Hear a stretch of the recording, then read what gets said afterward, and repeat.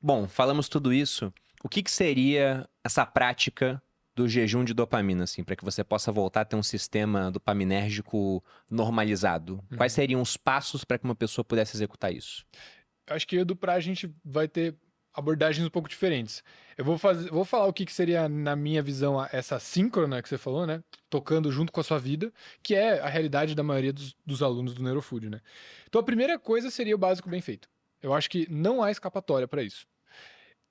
E o básico bem feito são esses 4 hábitos cardeais, 4 hábitos fundamentais ali: o sono, o exercício físico, a alimentação e a regulação de estresse. Esses 4 vão te dar aquele tônus necessário para que qualquer mudança não seja tão penosa quanto poderia ser se você não tivesse fazendo aquilo, por razões fisiológicas, psicológicas, ambientais, neuroquímicas, tudo mais que esses comportamentos trazem de benefício. Então, se você está pecando em alguma coisa delas, é entender e começar a adaptar e melhorar isso daí. Então começa por regulação do básico bem feito. A segunda é entender aonde que a sua dopamina, onde que a sua motivação está mal alocada. Então, como você falou, né? Pô, será que tá produzindo menos? Será que tá todo mundo preguiçoso e tal? Sim, com relação a algumas coisas, mas quais são as coisas que estão com excesso de dopamina? Então, uma das formas que a gente faz para olhar isso é olhar o seu celular, né? Quanto tempo você está passando no seu celular? Quais aplicativos você está passando mais tempo? Isso é um básico. Segunda coisa é, o que que você faz depois que você acaba o seu trabalho? Sempre tem uma resposta interessante ali, né?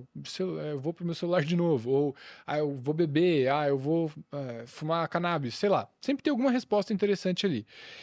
Mas às vezes tem uma queixa clara, tipo, tá, eu fico apostando em jogo de futebol todo final de semana, eu não consigo parar esse negócio. Ou eu fico me distraindo no YouTube enquanto eu devia estar trabalhando. Sempre tem alguma queixa latente. Então, a ideia ali é entender qual que é a função daquilo na sua vida, por que que você está fazendo aquilo, qual que é, o que que você está suprindo emocionalmente com aquele comportamento e ver como que a gente pode realinhar essa necessidade com algo que você realmente goste.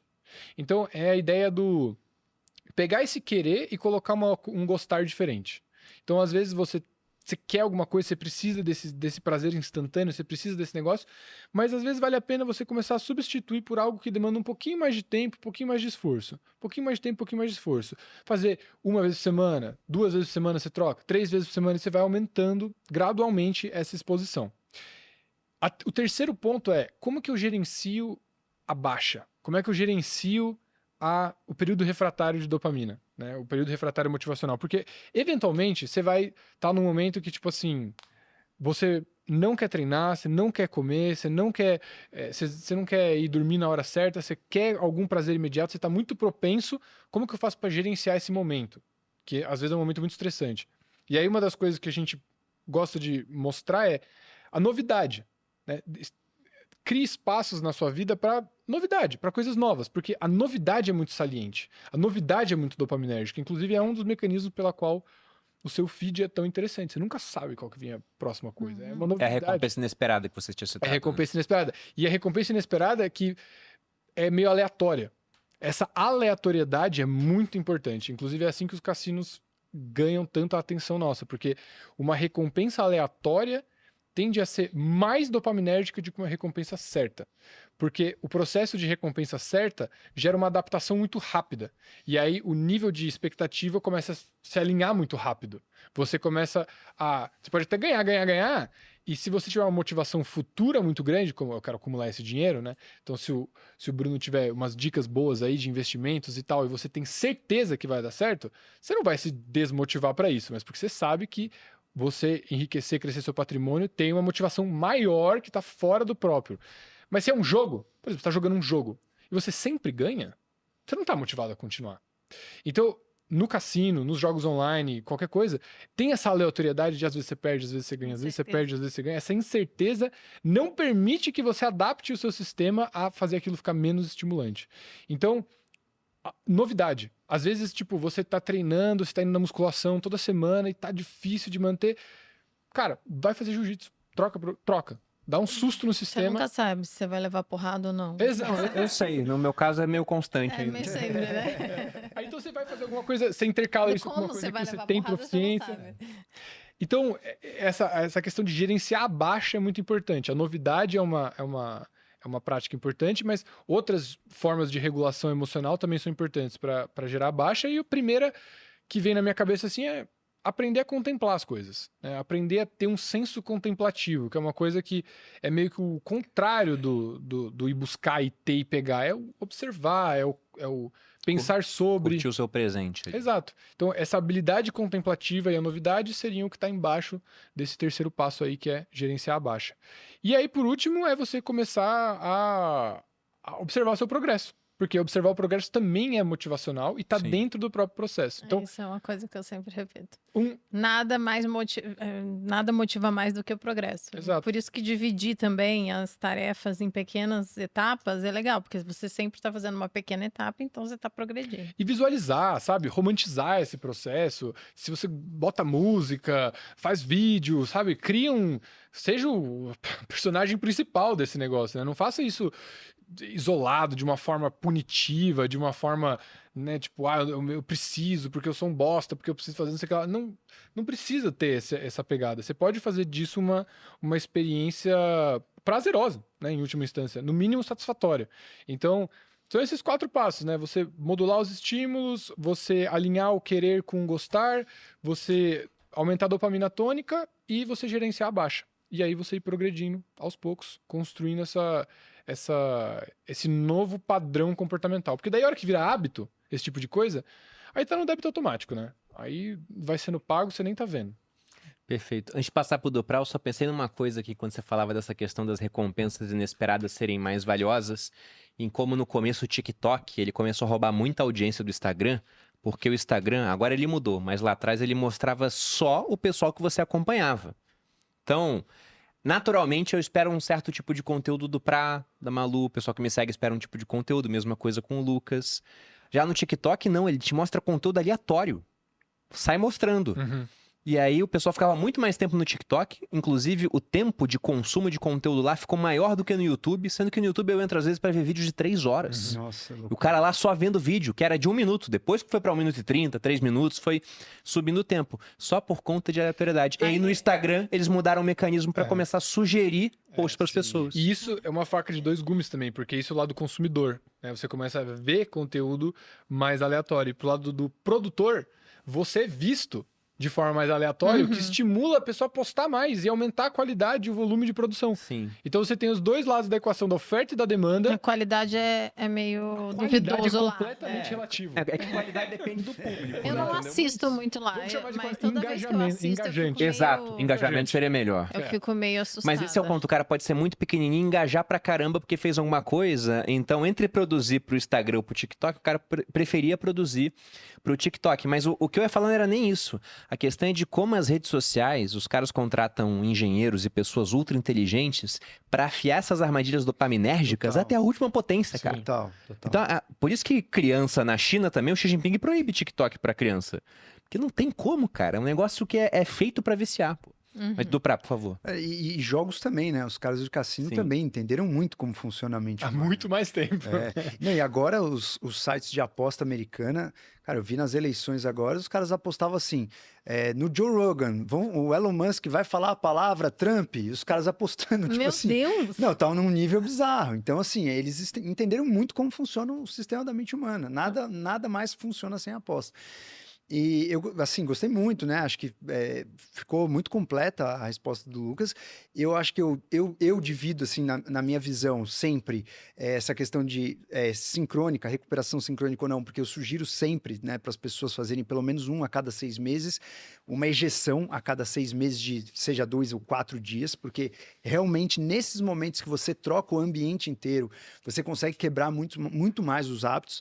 Lembrando que para você construir hábitos, alguns hábitos demoram de 18 até quase um ano, 18 dias até quase um ano. Então, tem pessoas que demoram muito mais do que os famosos 21 dias. Então, não estou dizendo que você vai reconstruir hábitos em poucos dias, mas você quebra os hábitos antigos em poucos dias. e você consegue voltar para sua rotina de uma forma um pouco mais prática. Então, sempre sugiro uma recuperação fora do seu ambiente, pelo menos a cada semestre.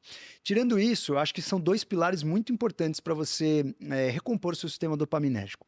Um deles é você olhar para suas emoções. Se você tiver com um crash emocional, não tem como, você vai buscar recompensa imediata. Então, esse é um dos mais importantes.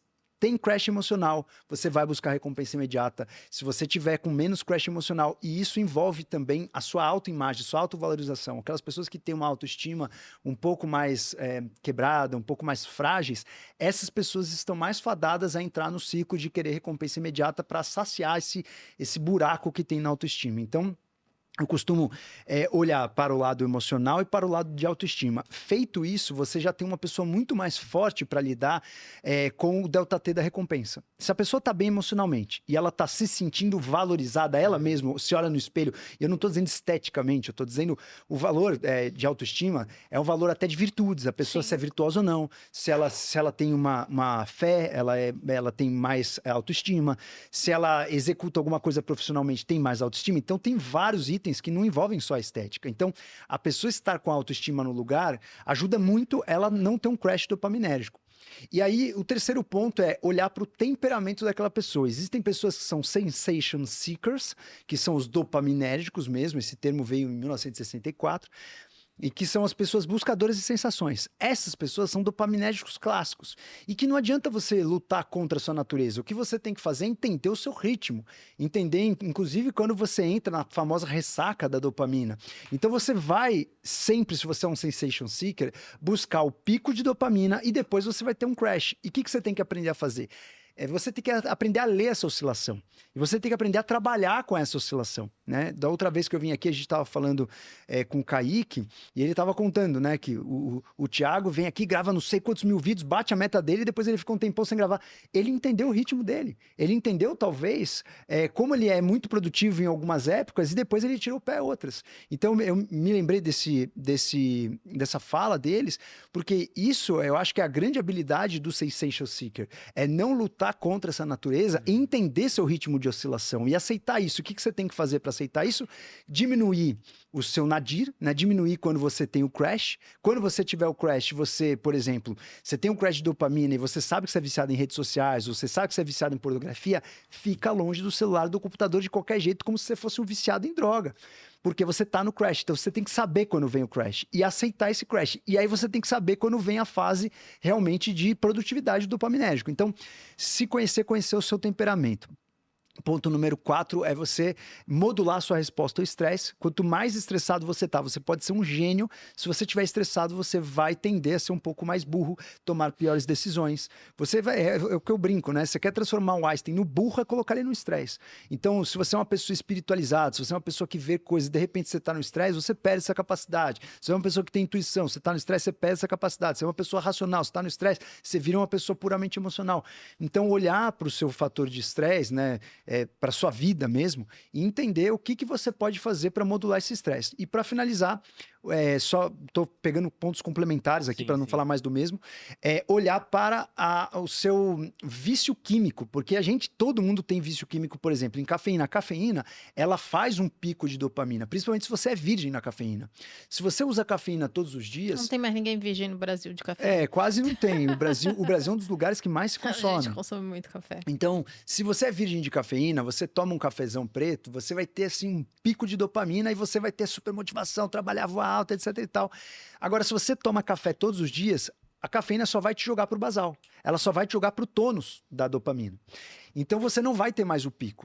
Então, qual que é a grande sacada? Se você for uma pessoa que precisa do pico de dopamina, você usar de formas alternadas. Então, dia sim, dois não. Porque você no dia seguinte paga a conta, tem um crashzinho, sabe que vai ter o crash, fica a cafeína off. No outro dia, você já está com seus receptores livres, bum, cafeína de novo, dopamina vai subir.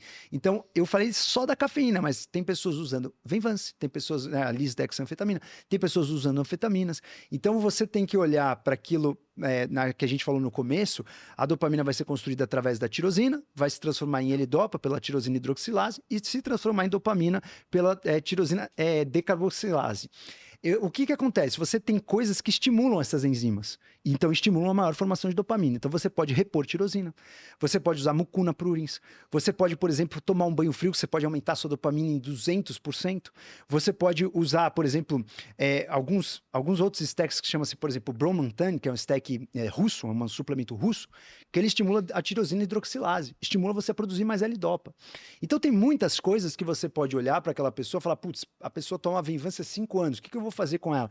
Você tem que modular quimicamente também. Então eu estou dando exemplos que você pode modular a pessoa através da consciência, né? Você vai trabalhar na motivação dela, entender o sentido do que ela faz, entender que você vai deixar o chocolate a 4 andares longe para você ter a sua consciência e trabalhar através da consciência. Você pode trabalhar através dos ambientes, mudar seus hábitos e fazer com que os seus hábitos estimulem, né? Os triggers do ambiente estimulem bons hábitos. E você também pode trabalhar na sua alquimia. Então você também pode usar suplementos que vão te ajudar a manter a sua dopamina quando você precisa e principalmente nos dias de crash, para você não ter um crash tão grande. Então a pessoa que toma cafeína, no dia que ela faz cafeína off, ela pode usar mucuna com tirosina, por exemplo. A mucuna, ela tem 4 a 7% da L-dopa. É um grão que é um fitoterápico que você tem no grão a L-dopa, ou seja, que já é a dopamina intermediária. Ela não é tirosina e não é dopamina, ela está no meio do caminho. E a L-dopa é uma metabolização relativamente rápida.